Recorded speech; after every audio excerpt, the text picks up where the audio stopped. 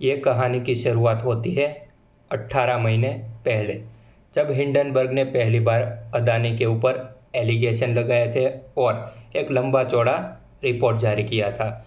उसके बाद अदानी के जो स्टॉक थे 40 से 50% तक डाउन हो गए थे और भाई आज तक कुछ जो स्टॉक है वो रिकवर नहीं कर पाए हैं।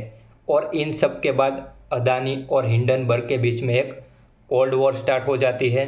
अब हिंडनबर्ग ने जो भाई रिपोर्ट पब्लिश की थी उसके ऊपर भारत सरकार जो है एक कमेटी बिठाती है और उनको ये पता लगाना था कि क्या अदानी के जो कंपनी है उसमें कुछ इलीगल एक्टिविटीज़ हो रही है या नहीं हो रही है। अब कुछ महीने बाद अदानी की जो कंपनी थी उनको भाई 100% क्लीन चिट मिल जाती है इस कमेटी के द्वारा।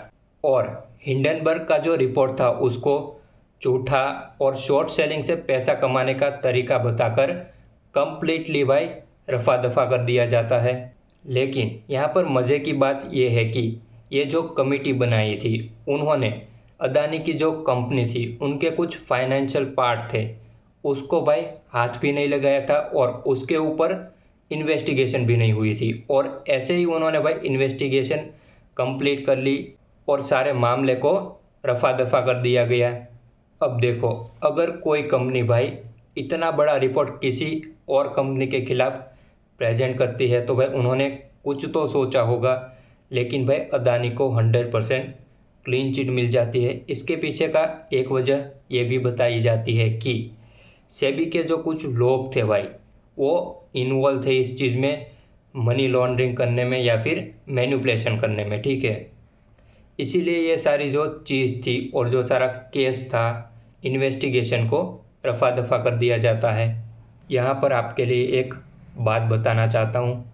देखो, भारत में अगर आपके पास पैसा होना, आप फुल स्पीड में गाड़ी चला के दो लोगों को मार के सिर्फ 300 वर्ड का ऐसे लिख के रिहा हो सकते हो। आपके ऊपर कोई भी इन्वेस्टिगेशन नहीं होगी, आपको सज़ा भी नहीं होगी। आप कितना भी बड़ा स्कैम कर लो, कुछ फ़र्क नहीं पड़ने वाला, क्योंकि पैसा जो होता है वो सारे लोगों का मुंह बंद करवा देता है। अंत में भाई जो मेरे और आपके जैसे रिटेल इन्वेस्टर होते हैं, मिडिल क्लास जो लोग होते हैं, उन सबको ही भाई ये सब झेलना पड़ता है।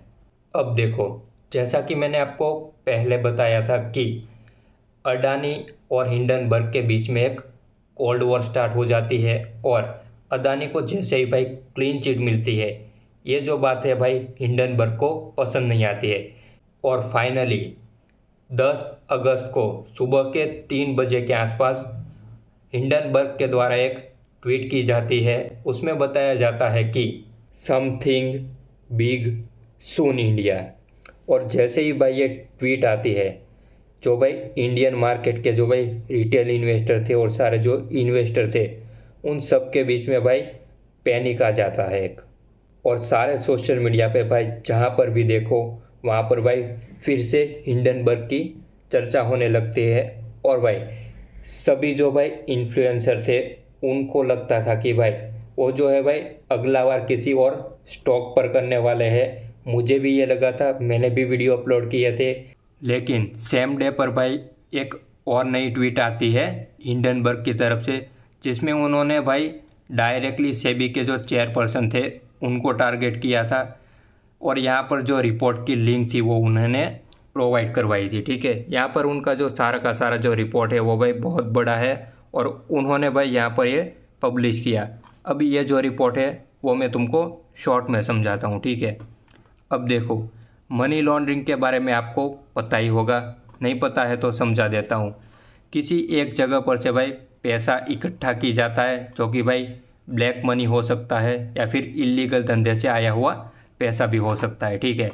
और वो जो पैसा है भाई किसी कंपनी का जो बैंक अकाउंट है उसमें ट्रांसफ़र किया जाता है और वो जो कंपनी है वो दूसरी कंपनी को ट्रांसफ़र करती है और ऐसे ही भाई एक चेन क्रिएट होता है, ठीक है। और जब भी कोई कंपनी होती है उसमें अमाउंट आ जाता है तो वो जो कंपनी है वो किसी भाई और कंपनी के स्टॉक में हो गया या फिर भाई कोई बड़ा हिस्सा बाय करना हो उसमें इन्वेस्ट करती है, ठीक है। और हिंडनबर्ग के अनुसार भाई जो सेबी की चीफ थे वो इस सारे में भाई इन्वॉल्व हो सकती है, ऐसा उनका मानना है। और साथ ही साथ यहाँ पर आप देख सकते हो कि ये आर्टिकल में क्या लिखा हुआ है, ठीक है। अब तुम्हें यकीन नहीं होगा, लेकिन एक और ट्विस्ट आया है कहानी में। यहाँ पर आगे इन्होंने रिपोर्ट में दिखाया है कि सेबी की जो चीफ है वो भाई इनसाइड ट्रेडिंग कर सकती है, ठीक है। यानी कि जो अपनी पोजीशन है उसका उन्होंने फ़ायदा उठाया है, और जो भाई डेटा होता है या फिर भाई किसी भी एसेट को प्रमोट करने में इन्होंने भाई इनडायरेक्टली तरीके से हेल्प की है, और भाई जो बड़े इन्वेस्टर थे उनका फ़ायदा करवाया है। और आज मैं भाई 11 तारीख को एक वीडियो बना रहा था, और रात के भाई 12 बज गए हैं और अब 12 तारीख हो चुकी है, ठीक है। तो मैं देख रहा था भाई कुछ अपडेट आया है या नहीं। तो भाई हिंडनबर्ग ने भाई फिर से सेबी के जो चीफ थे उनको टारगेट करना स्टार्ट कर दिया है, क्योंकि भाई सेबी के जो चीफ थे उन्होंने भाई आंसर दिया था उनकी ट्वीट का, ठीक है। तो अब भाई यहाँ पर इनका भाई सब लंबा चौड़ा चल रहा है। अब देखो ये जो भाई वॉर है ना भाई, लंबी खींचने वाली है। देखो भाई, मैं हूँ एक सो कॉल्ड मिडिल क्लास, मुझे कुछ पता ही नहीं है, ठीक है। मुझे जो भी इंटरनेट पर मिला, मैंने जो भी रिसर्च की, उसके मुताबिक भाई मैंने आपको ये सब बता दिया है, ठीक है। अब मैं भाई सो कॉल्ड मिडिल क्लास हूँ, रिटेल इन्वेस्टर हूँ, मुझे कुछ पता नहीं चलता है। तो हो सकता है कि भाई ये जो सारा मैंने आपको बताया उसमें थोड़ा बहुत ऊपर नीचे हो सकता है। और भाई ये जो सारा डेटा है ना भाई, इंटरनेट पे अवेलेबल है, आप उसको देख सकते हो, ठीक है। और भाई मुझे ये समझ में नहीं आता इन लोगों का भाई जो दोगलापन है ना भाई, किस हद तक है भाई। कुछ दिन पहले ये कहते थे कि भाई हम रिटेल इन्वेस्टर को फ़ायदा करवाना चाहते हैं, टैक्स इसलिए बढ़ाया है, और भाई क्वांटिटी इसलिए बढ़ा रहे हैं ताकि एफएनओ करने वाले जो लोग हैं उनको भाई फ़ायदा हो सके, उनका नुकसान कम हो। लेकिन भाई ये खुद भाई स्टॉक मार्केट को मैनिपुलेट करना चाहते हैं। लिटरली भाई हमारे देश के स्टॉक मार्केट के ऊपर ऐसे गंदे लोग और ख़राब लोग बैठे हुए हैं। और भाई so called middle class investor होके तुमको लगता है कि भाई तुम स्टॉक मार्केट से प्रॉफिट कमा लोगे, नहीं कमा पाओगे भाई, झूठ है सब कुछ।